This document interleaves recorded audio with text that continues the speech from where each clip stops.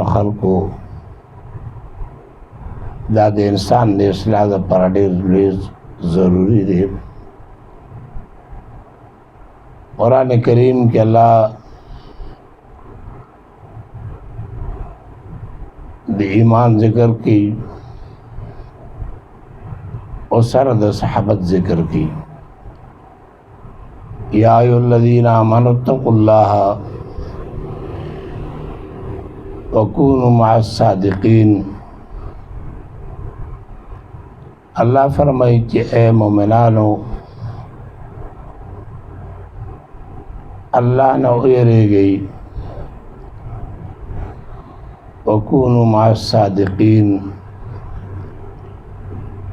او تاسو د نیکانو خلقو صحابت اختیار کی.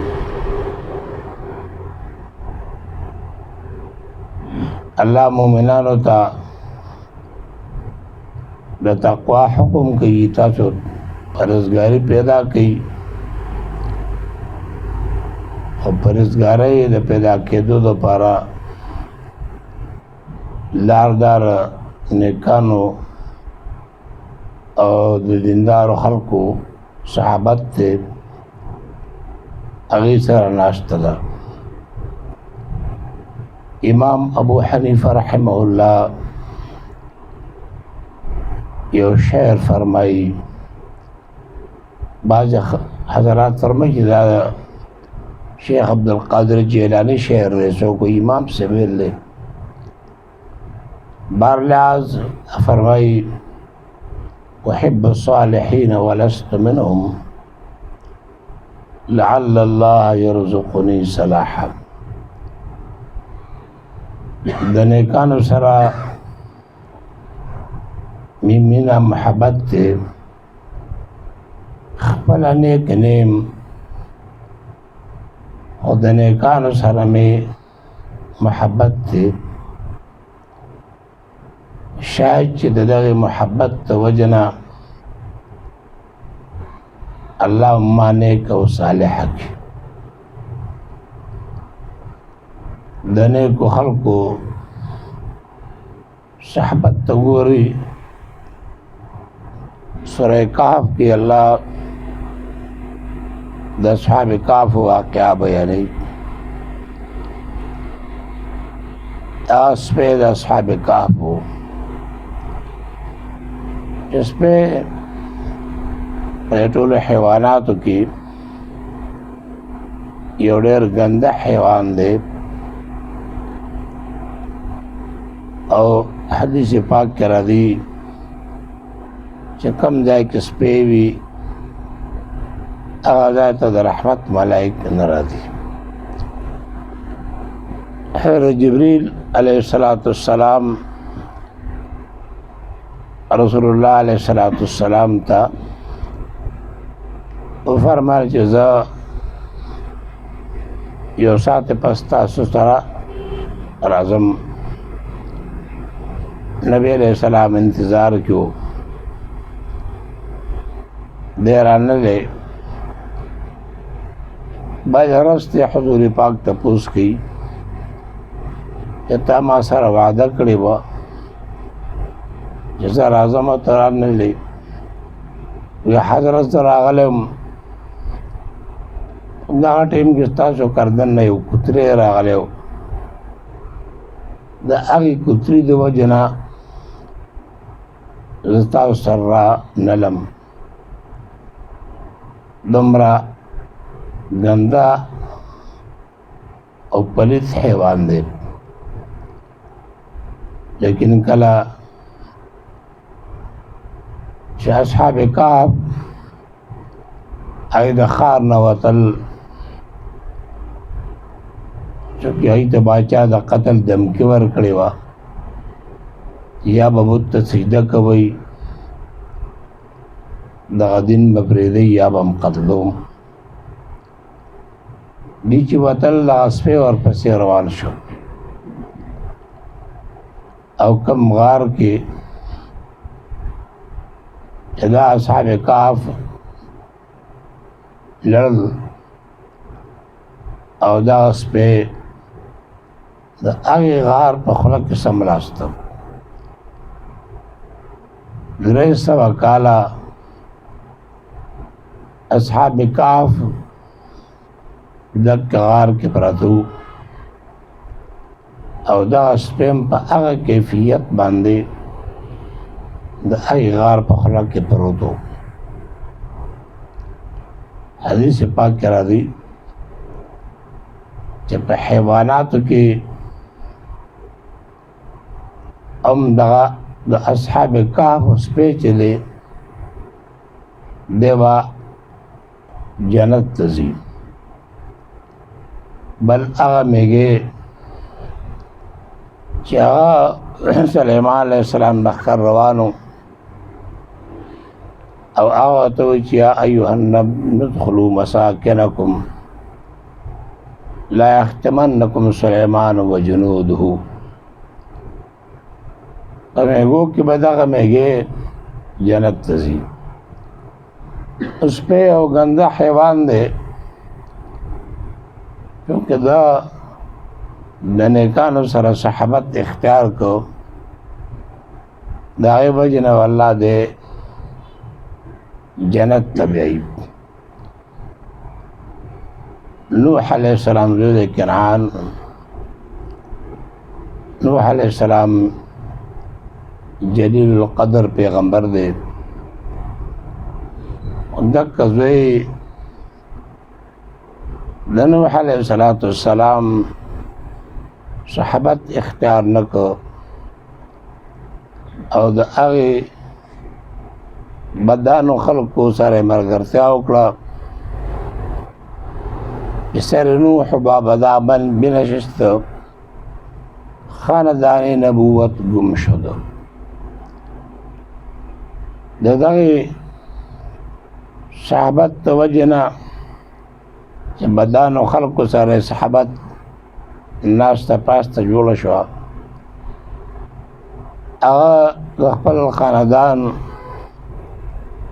نه د نبوت سلسله چې ده دا ختمه کړه. دې وجې نه رسول الله علیه السلام فرمایي چې صلو کما رأیتمونی اصلی. اے صحابهو تاسو مزونه کوئ کما طریقه باندې چې زه مونځ کوم. مانه زما نشست برخاسته ګورئ زنګ څنګه رکوع کوم څنګه سجده کوم څنګه جلسه کوم قومه کوم تاسو هم هغه شان زما په شان ته مونځ کوئ. ډېره دا معلومیږي چې صحبت دپاره اثر وي. به ګورئ د نیکانو نقل و حرکاتو ته هله به دا صفات سړي کې پیدا کېږي تر څو چې انسان د ایمان نه پس چرته د یو صاحب حال سره د صاحب نسبت سره ربط نه پیدا کړی د دې سره دا نشي کېدی. یو سړی د حکمت او ډاکټرۍ څومره کتابونه دي د هغې کتابونو مطالعه وکړي د ډېرو ماهرانو ډاکټرانو د حکماو د کتابونو مطالعه وکړي صرف په دغې مطالعه باندې سړی ډاکټر هېڅکله هم نه جوړېږي. د دې د کال په ځای باندې د 2 کالو په ځای باندې چې هغې کې سړی ډاکټر جوړېږي او د 20 کاله او 30 کاله دغه د حکمت د ماهرانو کتابونه وګوري دنه ډاکټر نشي جوړېدی. او نه به د انجینر جوړ شي چې تر څو د دغه فن د ماهر سره او د هغه فن د یو مشهور شخصیت سره یو مناسب وخت تیر نه کړي، صرف د کتابونو مطالعه باندې دنه صاحب حال نه جوړیږي، صاحب ریاضت نه جوړیږي. سړی چې کمال ته رسي ریاضت حاصلوي نو دی به هم د چا مخې ته زنګنان راماتوي او د یو نیک انسان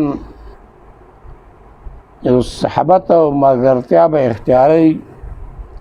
هغې نه پس په دې انسان کې ریاضت راځي، صلاحیت چې دی دا به راځي. صرف د کتاب په مطالعه باندې وایي که چېرته صحبت ته ضرورت نه وی بس بیا خو به الله پاک اسمان نه یو لیکلی کتاب تیار کتاب به الله دنیا ته رالیږه او خلقو به کته داسې الله نه دي کړي. الله د نبوت نه پس یو انسان ته یو کتاب ورکوي او ته به د هغې صاحب کتاب سره نسبت قایموي، هله به ته د دغه پیغمبر امتی ګرځې. نو که چېرته صحبت ضروري نه وی بس الله به یو دنیا کې یو شخصیت ته انسان ته یا به هسې یو کتاب دنیا ته رالیږه بس خلکو به مطالعه کو دغې صرف په دغې کتاب باندې او په دغې کتاب په مطالعه باندې یو سړی نه صاحب نسبت نه جوړیږي. هغه وایي قال را بوزار صاحب حال شو، قال پریدا صاحب حال جوړ شه او د یو نیک انسان مخې ته د خپل زنګنان رامات کا او هغه نه فیض چې دی دا حاصل کا. دې وجې نه دا کوشش کوئ چې د نیکانو خلکو سره صحبت، هغې سره ناسته، هغې سره خپل نسبت جوړول، دې سره انسان په صحیح معنا کې انسان جوړیږي. دغه نه په کتابونو باندې، نه په وعظونو باندې، نه په مال او دولت باندې د انسان نه هغه صحیح انسان جوړیږي، بلکې دغه صحیح انسانیت چې دی دا د نیکانو خلکو په نظر کې دی. د هغې سره د صحبت وي، ملګرتیا وي، الله به صلاحیتونه پیدا کوي. شیخ سعدی صاحب رحمت الله علیه د گلستان کې ذکر کوي که نه گلی خوشبوی در حمام روزی رسید از دست محبوبی و دستم. بھئی یو خوشبوی خټه حمام هغه ذات وي چې پای کې خلک ډنډي، خلک پکې غسل کوي. بھئی د حمام یو لمده خټه زما لاس سره زما د محبوب د لاس نه راته میلاو شه. هغه خټه ډېره زیاته خوشبویه وه. نو دی ما ورته ووایي بدو گفتم که مشکی یا عبیری که از بوی دلاویزی تو مستم. چې ای خټې ته مشکي که عنبرې چې دومره خوشبو درکې الله پیدا کړې ده چې زما په دماغ کې مستی راوسته. په زبان حال سره هغه خټه جواب راکوي چې دا ورته وایي گل خوشبوی در حمام روزی اسید از دست محبوبی و دستم بگفتا من گلی ناچیز بودم بلیکن مدتی باگل نشستم. هغه غټ نه आवाज راځي چې زه خو یو بیکاره ګنده خټه وم چې په دې حمام کې پرته وم، لیکن بگفتا من گلی ناچیز بودم ولیکن مدتی باگل نشستم. لیکن سموده میں د ګلونو سره او وخت تیر که د ګلونو نه مراد هغه نیک او ښایسته خلک دې حمام ته نیکان خلک راځي، ښایسته خلک راځي. د هغې خلکو هغې جمال هغې نور په ما کې اثر وکړ. جمال هم نشین در من اثر کرد وگر نامن هم آخا کم کی هستم. د هغې خلکو هغې جمال د هغې هغه حسن ای په ما کې اثر وکړ.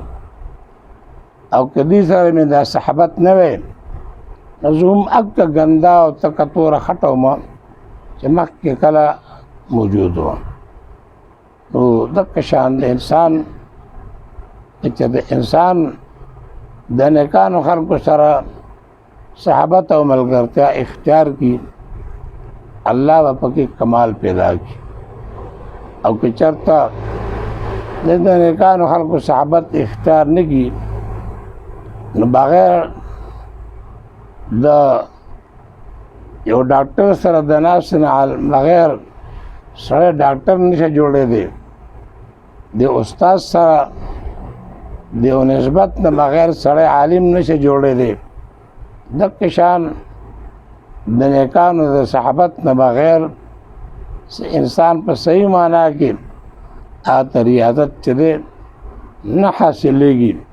دې وجې نه دا کوشش کوئ چې د نیکانو خلکو د صحبت اهتمام کوئ، هغې سره لږ ساعتې صحبت کوئ، لږ ټیم لسمنټه 5 منټه د نیکانو خلکو سره کښېنئ، د هغې به دغه اثر وي چې دننه به ریاضت چې دی پکې دا پیدا کېږي. الله دې موږ په ټوله کې دا صلاحیتونه پیدا کړي. صلی الله تعالی علی خیر خلقه محمد و آله وصحبه.